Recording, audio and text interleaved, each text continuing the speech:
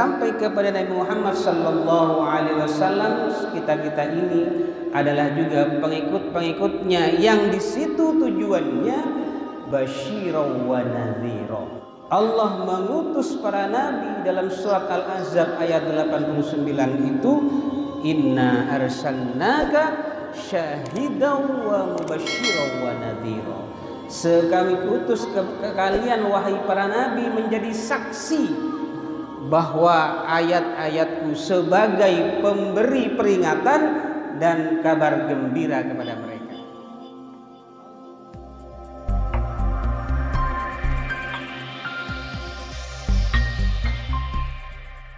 Masih berkenan memberikan kita suatu karunia yang sangat besar sekali bagi kita semua, sehingga Allah mempermudahkan segala urusan kita, baik urusan dunia maupun urusan akhirat.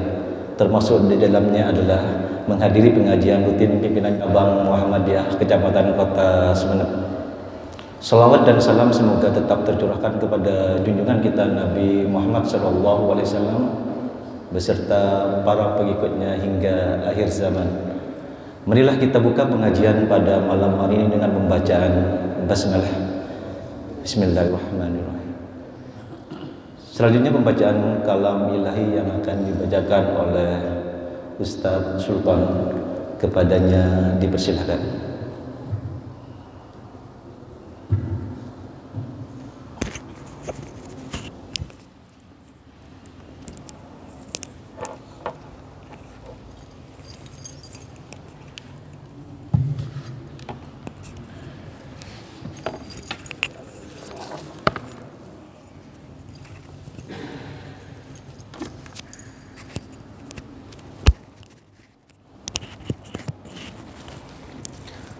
Assalamualaikum warahmatullahi wabarakatuh.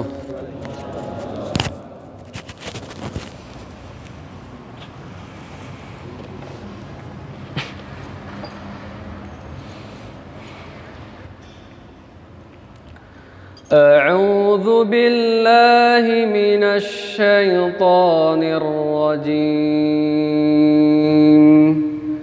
Bismillahirrahmanirrahim. Ayyaman ma'dudat,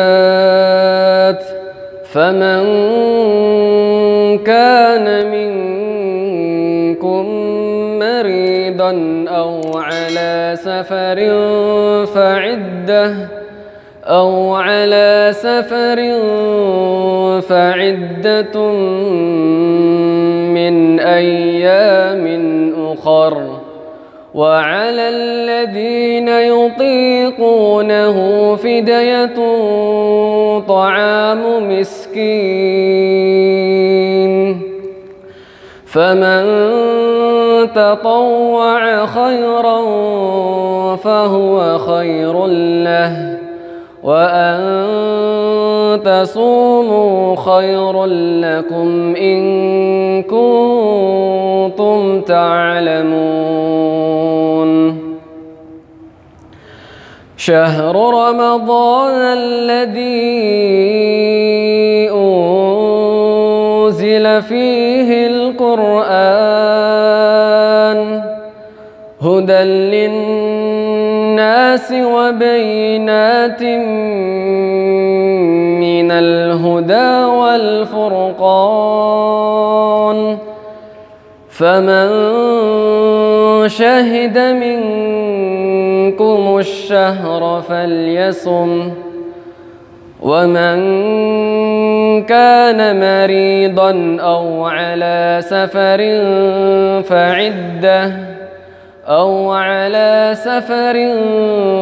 فعدة من أيام أخر يريد الله بكم اليسر ولا يريد بكم العسر ولتكملوا العدة ولتكبروا الله ولتكبروا الله على ما هداكم ولعلكم تشكرون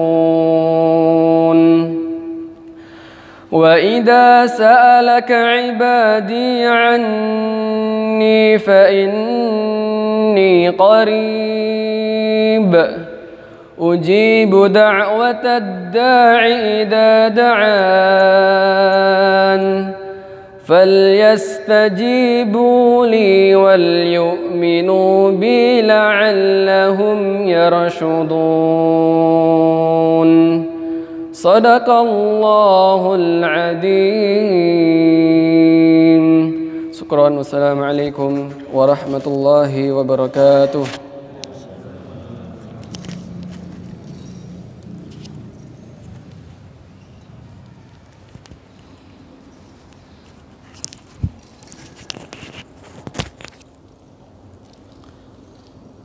Sadaqallahul Azim, maha benar Allah dengan segala firman-Nya. Selanjutnya kajian keislaman yang dalam hari ini akan disampaikan oleh yang terhormat Ustaz Idris Saleh SHI. Kepadanya dipersilakan.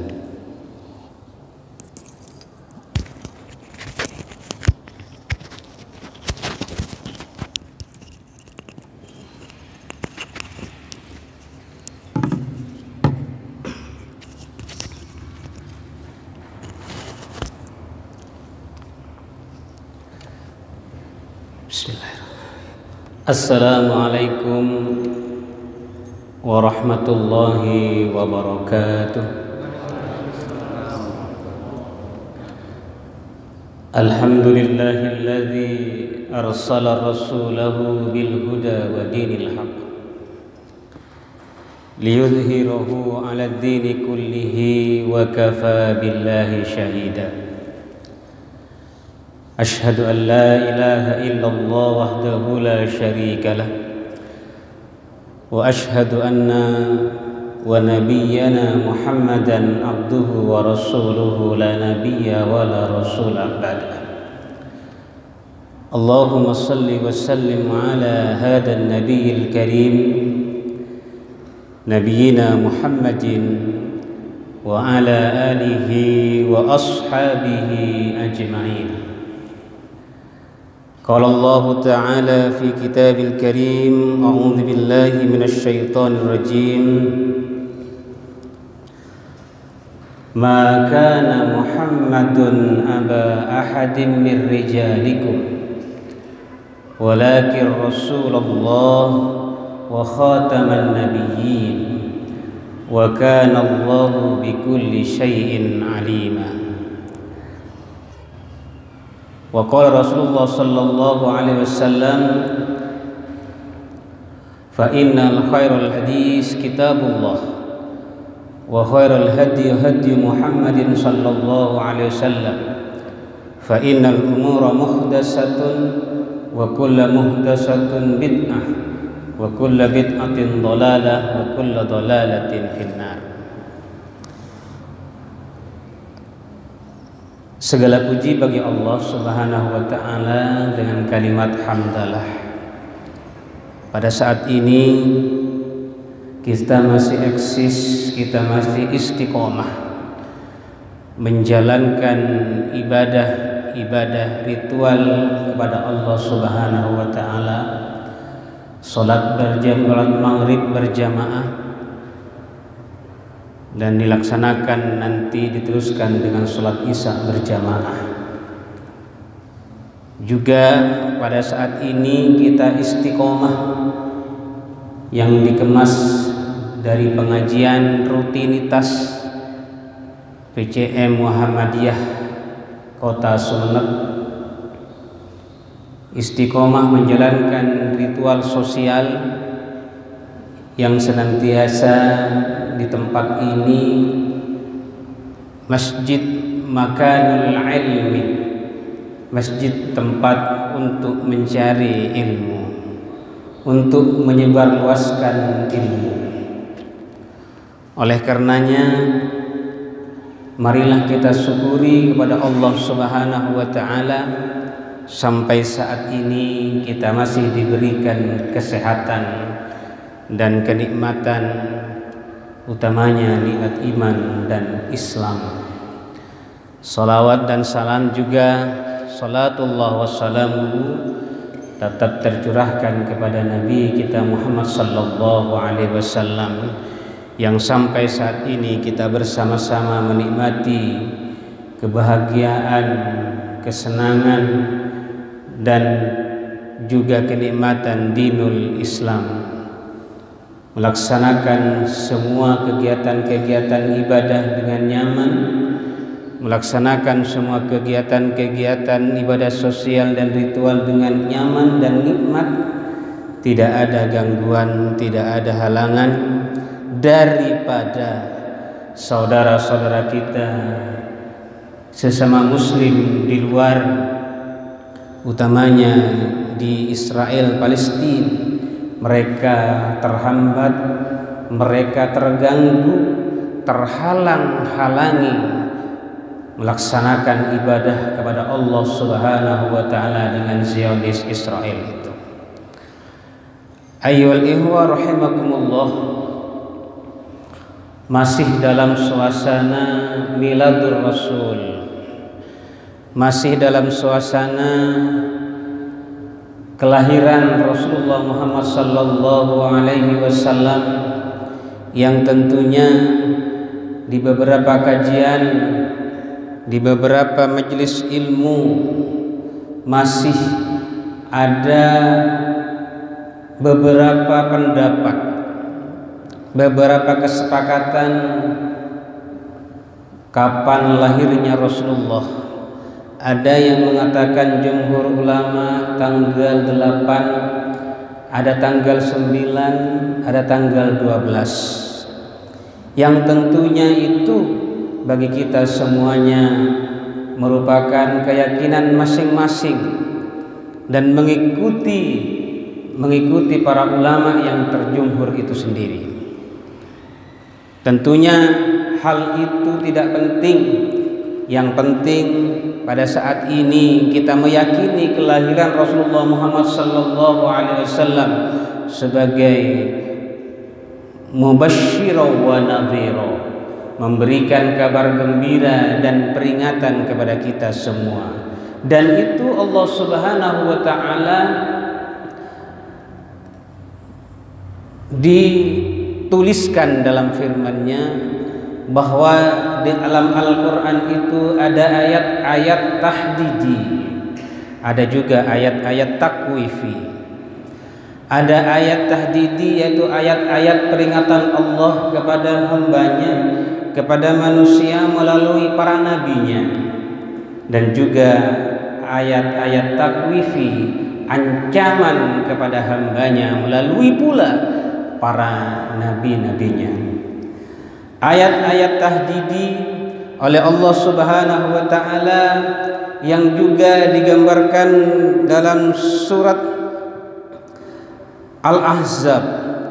Allah berfirman dalam surat Al-Ahzab ayat ke-45, ya ayyuhan nabiyyu inna arsalnaka syahidan wa mubasysyiran wa nadhira. Wahai nabi-nabiku, kata Allah, inna arsalnaka, sesungguhnya kami mengutus kalian, mubasysyiran wa nadhira, sebagai pemberi kabar gembira, wa nadhira, dan pemberi peringatan. Kepada siapa? Kepada pengikut-pengikutnya, kepada Bani Israel pada zaman Nabi Musa alaihissalam, kepada Nabi Isa juga pada zamannya kaum Bani Israel, dan sampai kepada Nabi Muhammad sallallahu alaihi wasallam. Kita ini adalah juga pengikut-pengikutnya yang di situ tujuannya basyiran wa nadhira. Allah mengutus para nabi dalam surat Al-Ahzab ayat 89 itu, inna arsalnaka syahidan wa mubasysyiran wa nadhira.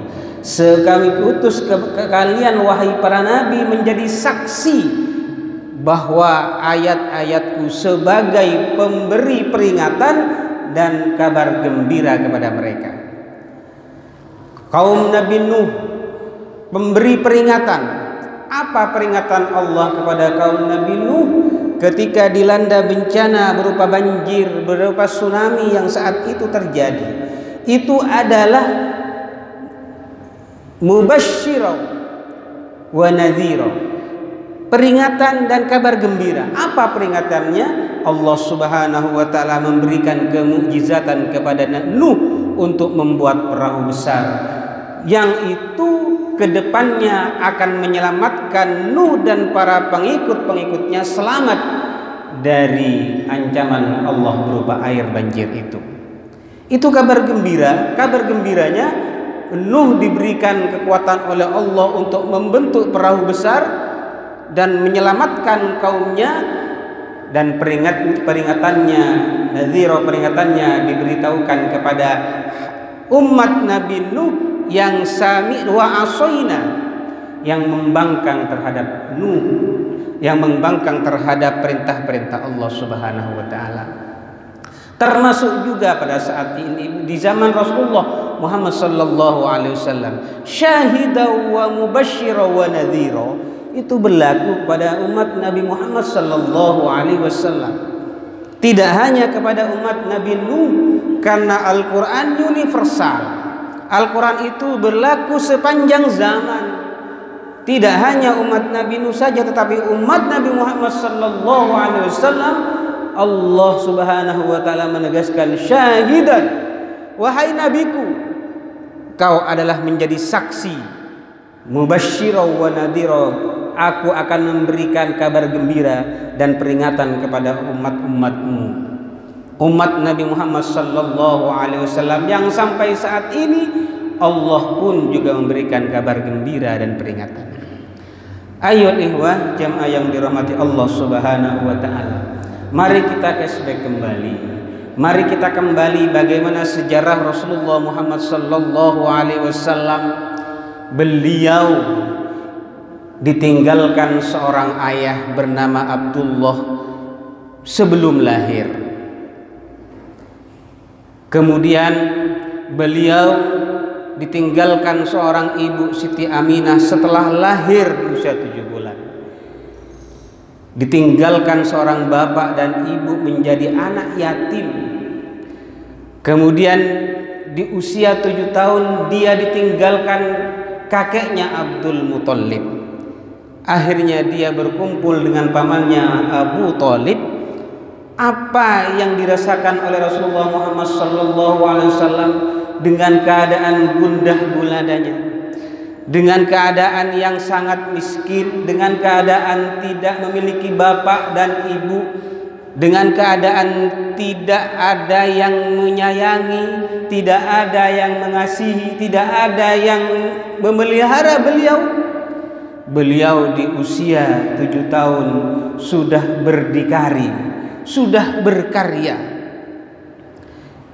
Sejak usia 7 tahun beliau mengikuti pamannya Abu Thalib, dengan keadaan pamannya Abu Thalib yang pas-pasan, sehingga Nabi Muhammad SAW di usia 7 tahun merasa tidak nyaman untuk menggantungkan diri kepada pamannya, sehingga beliau berusaha mengembala kambing. Apakah Allah Subhanahu wa taala menjamin kepada kekasihnya? Apakah Allah Subhanahu wa taala ketika sebelum lahir sampai beliau lahir menjamin kebahagiaan? Tidak, jemaah rahimakumullah. Tidak. Walaupun ciri-ciri kekasih Allah, Habibullah itu ada saat itu lahir dari seorang ibu, Siti Aminah, tetapi Allah Subhanahu wa taala tidak memanjakan diri kepada beliau. Tidak memanjakan diri, sebab Allah Subhanahu wa taala menjelaskan dalam surat Ad-Duha, ma wadda'aka rabbuka wa ma qala, Tuhanmu meninggalkanmu, tiada pula membencimu. Allah Subhanahu wa taala kepada kekasihnya tidak pernah meninggalkan, membiarkan begitu saja, dan tidak pula merasa benci kepada beliau. Beliau diangkat sebagai Habibullah, kekasih Allah, tetapi Allah Subhanahu wa ta'ala tidak semata-mata membenci dalam keadaan seperti itu. Beliau, Nabi kita Muhammad sallallahu alaihi wasallam, memang diasah dan diasuh, pola pikirnya diasuh oleh Allah Subhanahu wa ta'ala. Kemudian karakternya diasah oleh Allah Subhanahu wa ta'ala. Sejak kecil, sejak usia 7 tahun dipelajari untuk hidup melarat. Inilah ciri-ciri seorang pemimpin, inilah ciri-ciri khalifatullah. Sehingga jemaah yang dirahmati Allah Subhanahu wa ta'ala, tidak serta-merta seorang yang dikasihi oleh orang lain kemudian dia diberikan kenyamanan, tidak.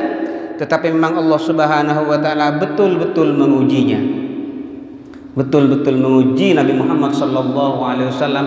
Bagaimanakah sebenarnya seorang pemimpin yang baik nantinya menjadi figur dan teladan bagi umat Muhammad, Nabi Muhammad sallallahu alaihi wasallam. Ma wadda'aka rabbuka wa ma qala. Tuhanmu meninggalkan kamu bukan karena membencimu, tetapi justru dari membiarkan beliau sengsara, dari membiarkan beliau terlantar, tidak ada yang mengasihi kecuali pamannya Abu Thalib. Beliau, Allah Subhanahu wa ta'ala justru menyayangi Nabi kita Muhammad sallallahu alaihi wasallam. Ma wadda'aka rabbuka wa ma qala walal akhiratu khairul laka minal ula. Dan sesungguhnya hari akhirat itu lebih baik daripada hari sekarang. Walal akhiratu khairul laka minal ula. Dan kehidupan akhir itu lebih baik daripada kehidupan sekarang.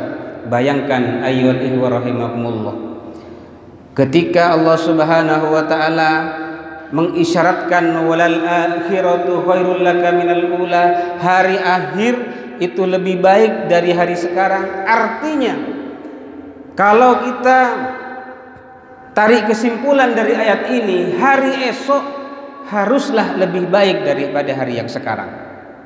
Hari kemudian haruslah hari lebih baik dari hari yang sekarang. Makanya kita berdoa kepada Allah Subhanahu wa ta'ala, Allahumma ja'alna min ibadika sholihin waj'alna min ibadika husnil khotimah. Jadikanlah hamba-hambamu ya Allah, jadikanlah kami menjadi hamba yang soleh, dan jadikanlah hamba ini menjadi hamba yang husnul khotimah, yang akhirnya kita baik. Makanya ada pepatah mengatakan berlari-lari daripada belakang gitu ya. Jadi lebih baik belakangnya daripada awalnya. Bersakit-sakit dahulu, kemudian lebih baik kemudian. Jadi itulah yang diinginkan oleh Allah Subhanahu wa ta'ala dalam surat Ad-Duha ini. Ketika Nabi kita Muhammad sallallahu alaihi wasallam benar-benar dijadikan seorang pemimpin, maka pada kehidupan beliau di masa-masa muda beliau, Allah Subhanahu wa ta'ala memang menguji kehidupannya. Di usia 7 tahun, kemudian menginjak dewasa, menginjak usia 24 tahun dia menikah dengan seorang perempuan yang janda, Siti Khadijah. Tidak serta-merta Siti Khadijah memberikan kepercayaan kepada Nabi Muhammad sallallahu alaihi wasallam, tetapi dengan usaha beliau, dengan kejujuran beliau, sampai beliau dicintai oleh Siti Khadijah dan dipersunting oleh Siti Khadijah. Ini karena kejujurannya, jemaah rahimakumullah. Makanya walal akhiratu khairul laka minal ula, hari akhir itu lebih baik daripada hari sekarang. Wala saufa yu'tika rabbuka fatarda. Dan kelak Tuhanmu pasti memberikan kepadamu karunia-Nya kepada hati yang tidak puas. Jadi ketika Nabi kita Muhammad sallallahu alaihi wasallam memang bersakit-sakit dahulu, bersenang-senang kemudian. Jadi beliau oleh Allah Subhanahu wa taala memang betul-betul diuji. Allah memberikan karunia-Nya setelah beliau nanti di usia dewasa. Inilah keinginan Allah Subhanahu wa taala. Alam yajidka yatiman fa'awa. Bukanlah engkau mendapatimu sebagai seorang yang yatim lalu Allah melindunginya. Allah Subhanahu wa taala menjadikan Nabi kita Muhammad sallallahu alaihi wasallam seorang yang yatim. Tetapi pada sisi lain Allah menjelaskan alam yajidka yatiman fa'awa, kayatiman fa'awa. Allah melindungi anak yatim itu. Allah melindungi Nabi kita Muhammad sallallahu alaihi wasallam dari dengan kondisi yatimnya, Allah melindunginya. Dari kondisi yang bergantung kepada seorang paman Abu Thalib, beliau Allah Subhanahu wa taala melindunginya dari beberapa ancaman dan halangan. Itulah Nabi kita Muhammad sallallahu alaihi wasallam. Oleh karenanya ketika beliau semasa beliau kecil menjadi yatim, Allah selalu melindungi keadaan beliau. Allah selalu mengintai keadaan beliau. Tidak lalu dibiarkan, jemaah yang rahimakumullah. Makanya wa wajadaka dhallan fahada, dan Allah mendapatimu sebagai seorang yang bingung lalu Allah memberikan petunjuk. Ketika Nabi kita Muhammad sallallahu alaihi wasallam dikejar oleh orang-orang kafir, ketika Nabi Muhammad sallallahu alaihi wasallam diberikan masalah yang ingin menyebarkan Islam secara tidak sembunyi lagi, secara terang-terangan, penyebaran Islam kita ketahui pertama diawali dari sir dulu, dari tersembunyi dulu. Siapakah yang masuk Islam pertama kali? Siapakah yang diajak Rasulullah pertama kali? Dari istri Rasulullah adalah Siti Khadijah. Yang diajak Rasulullah Muhammad SAW dalam keadaan beliau berdakwah secara sir tersembunyi. Kemudian setelah beliau mengajak istrinya, beliau mengajak sahabatnya Abu Bakar As-Siddiq, mengajak sahabatnya untuk menyebarkan Islam secara terang-terangan di kemudian hari. Kemudian dari budak beliau mengajak sahabatnya yang bernama Bilal bin Rabah. Bilal bin Rabah diajak oleh beliau Rasulullah Muhammad SAW untuk masuk Islam dan menyebarkan agama Islam. Itulah jemaah yang dirahmati Allah Subhanahu wa taala yang disebutkan dalam Al-Qur'an, wa wajadaka dhallan fahada. Allah Subhanahu wa taala mendapatimu wahai Muhammad sebagai orang yang bingung, sebagai orang yang susah. Dhallan fahada, kemudian Allah memberikan fahada, memberikan petunjuk kepada Nabi kita Muhammad sallallahu alaihi wasallam. Jangan khawatir, aku kata Allah yang menolongmu. Usahakan, jalani ikhtiar kamu, lakukan untuk menyebarkan Islam ini secara tersembunyi dulu. Dari keluarganya dulu, dari Siti Khadijah, dari pamannya dulu, dari sahabatnya dulu, sampai jemaah rahimakumullah secara zahiran, secara terang-terangan. Dan di kota Mekah selama kurang lebih 12 tahun Rasulullah Muhammad SAW diusir oleh orang-orang Yahudi, oleh orang-orang kafir. Makanya hijrah ke Madinah. Muhajirin disebut kaum muhajirin dari kota Mekah, hijrah ke Ansor, hijrah ke Madinah sebagai kaum Ansor, penolong Nabi Muhammad SAW. Nah, inilah yang dikatakan wa wajadaka dhallan fahada. Allah mendapatimu sebagai orang yang bingung Muhammad, tetapi di sisi lain Allah memberikan petunjuk. Petunjuknya apa? Hijrah ke Madinah. Itulah petunjuknya. Dan disambut oleh kaum Ansor di Madinah dengan begitu gembiranya.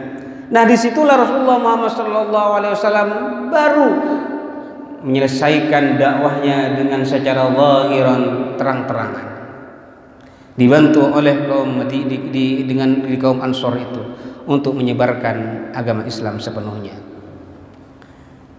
Oleh karena itu jamaah yang dirahmati Allah Subhanahu wa taala, dalam surat Ad-Duha ini dari perjalanan Rasulullah Muhammad sallallahu alaihi wasallam yang dikiaskan dari surat Ad-Duha ini dapat kita tarik kesimpulan bahwa pertama, setiap orang yang akan menjadi pemimpin akan didahului dari kesengsaraan.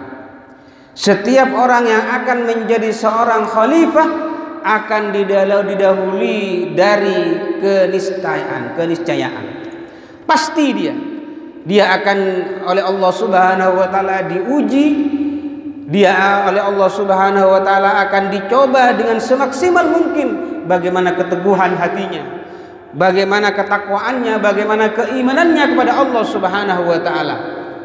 Pertama, haruslah diuji terlebih dahulu. Seorang yang akan dijadikan sebagai pemimpin akan diuji terlebih dahulu.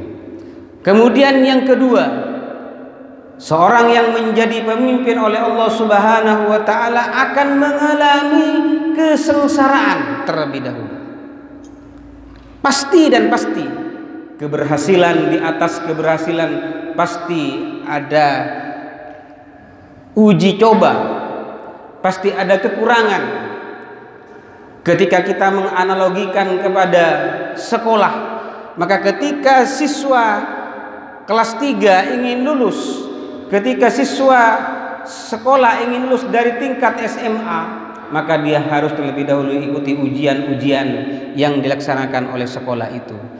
Ujian sekolah, ujian semester terlebih dahulu dilakukan sebagai bentuk bahwa dirinya benar-benar orang-orang yang betul-betul positif, benar positif, baik dan positif lulus di hadapan guru-gurunya. Yang kedua, saya ulangi lagi, orang yang akan dijadikan pemimpin pasti diawali dengan kesengsaraan. Yang ketiga, ketika ingin menjadi seorang pemimpin dan sukses, maka harus hijrah terlebih dahulu. Hijrah dalam artian dari keadaan yang biasa-biasa saja menjadi yang lebih baik. Dari pengalaman ilmu yang dasar menjadi pengalaman ilmu yang lebih tinggi. Dari pengalaman keadaan yang seperti ini pindah kepada pengalaman keadaan yang lebih baik. Hijrah jemaah yang dirahmati Allah Subhanahu wa taala. Dikeskan dari kisah Rasulullah Muhammad sallallahu alaihi wasallam itu dari kota Mekah ke Madinah harus hijrah. Maka kebanyakan dari kita itu orang yang benar-benar menjadi pemimpin yang betul-betul bulat, yang betul-betul mantap di hadapan Allah, mereka akan melakukan 3 ini. Yaitu yang pertama, mengalami kesukaran terlebih dahulu. Yang kedua, orang yang menjadi pemimpin yang baik, dia akan diuji dari Allah Subhanahu wa taala. Dan yang ketiga, dia pasti hijrah ke tempat yang lebih baik. Itulah sebagian dari bagaimana kita meladani Rasulullah Muhammad sallallahu alaihi wasallam. Kalau benar-benar kita yakini hal itu, maka insya Allah dan kita laksanakan sebagaimana apa yang dicontohkan oleh Rasulullah Muhammad sallallahu alaihi wasallam, maka itu akan lebih baik bagi kita semua. Ayo ihwah yang dirahmati Allah Subhanahu wa taala. Allah Subhanahu wa taala dalam surat Al-Ahzab pula menjelaskan bahwa ma kana Muhammadin aba ahadin mir rijalikum walakin Rasulullah wa khataman nabiyyin wa kana Allahu bikulli syai'in alima. Allah berfirman, Muhammad itu bukanlah bapak dari seorang di antara kamu, melainkan mir rijalikum walakin Rasulullah, melainkan dia adalah utusan Allah, wa khataman nabiyyin, dan penutup para nabi. Pada ayat ini jelas bahwa Nabi Muhammad itu adalah utusan Allah. Kita sepakat utusan Allah. Karena seorang rasul maka diutus oleh Allah Subhanahu wa taala kepada setiap umatnya. Wa khataman nabiyyin, dan penutup para nabi. Tidak ada nabi-nabi setelah Nabi Muhammad sallallahu khataman nabiyyin, penutup para nabi. Karena Nabi Muhammad sallallahu alaihi wasallam sebagai seorang utusan Allah bertanggung jawab kepada hamba-hambanya yang diutus tentunya. Bertanggung jawab. Apa tanggung jawab Nabi kita Muhammad sallallahu alaihi wasallam kepada hambanya? Akan menjamin kepada setiap hambanya untuk ikut kepada ajarannya, akan menjamin kepada hambanya untuk ikut kepada sunnah-sunnahnya. Itulah utusan. Utusan harus bisa mengajak kepada yang diutusnya itu. Makanya ada hadis menerangkan kullu ummati yadkhulunal jannah. Setiap umatku, kata Rasulullah, akan masuk surga. Itu ajakan yang pertama. Bertanggung jawab kepada hamba-hambanya untuk memasukkan hambanya masuk surga dan menjamin kepada hambanya masuk surga. Tetapi dilanjutkan pada hadis berikutnya, illa man aba. Tanggung jawab Rasulullah Muhammad SAW sebagai utusan Allah mengajak kepada hambanya, mengajak kepada umatnya, udkhulul jannah, masuk surga. Tetapi batasan seorang rasul, batasan seorang utusan sebatas mengajak untuk kepada umatnya masuk surga, illa man aba, kecuali yang enggan, kecuali yang tidak mau. Famai qala wa man aba ya Rasulullah, siapa yang enggan itu? Faman ata'ani dakhalal jannah wa man asani faqad aba. Yang taat kepadaku sebagai utusannya Allah, yang taat, yang ikut kepadaku sebagai utusan Allah Subhanahu wa taala, dakhalal jannah, dia akan masuk surga. Faman ata'ani dakhalal jannah wa man asani faqad aba. Dan siapa saja yang membangkang terhadapku sebagai utusan Allah Subhanahu wa taala untuk mengajak mereka kepada surganya Allah, faqad aba, dia yang enggan, tidak mau masuk surga. Oleh karena itu jemaah rahimakumullah, marilah kita sebagai umat Nabi Muhammad sallallahu alaihi wasallam tetap istiqomah untuk menjalankan perintah-perintah Allah melalui Rasul kita Nabi Muhammad sallallahu alaihi wasallam.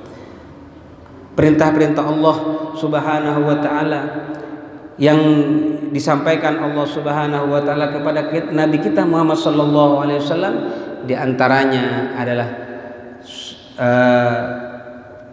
silaturahim. Misalnya kita bersilaturahim di majelis ilmu ini juga ajakan Rasulullah Muhammad SAW untuk senantiasa kita bersilaturahim dan berpegang teguh pada tali agama Allah Subhanahu wa taala. Semoga kita diberikan kekuatan lahir batin untuk menjalankan perintah-perintah Allah ini dengan secara istiqomah, dan alhamdulillah di masjid ini ada sajadah fajar dan lain sebagainya sebagai tempat peradaban ilmu dan lain sebagainya. Dan semoga itu tetap istiqomah sebagai bentuk dari badan usaha Muhammadiyah ini untuk selalu istiqomah menjalankan sunnah-sunnah Rasulullah Muhammad SAW. Itulah yang dapat disampaikan, kurang lebihnya mohon maaf. Billahi taufiq wal hidayah. Wassalamualaikum warahmatullahi wabarakatuh. Demikian tadi tausiah yang disampaikan oleh Ustadz Idris Saleh SAI. Semoga kita bisa meneladani kehidupan Rasulullah. Semoga kita bisa meneladani perjuangan Rasulullah hingga target kuntum khairu umat dapat tercapai. Marilah kita tutup pengajian pada malam hari ini dengan doa kafaratul majelis. Subhanallah, asyhadu an la ilaha illallah. nasrun minallahi wa qarib wa basyiril mu'minin. Wassalamualaikum warahmatullahi wabarakatuh.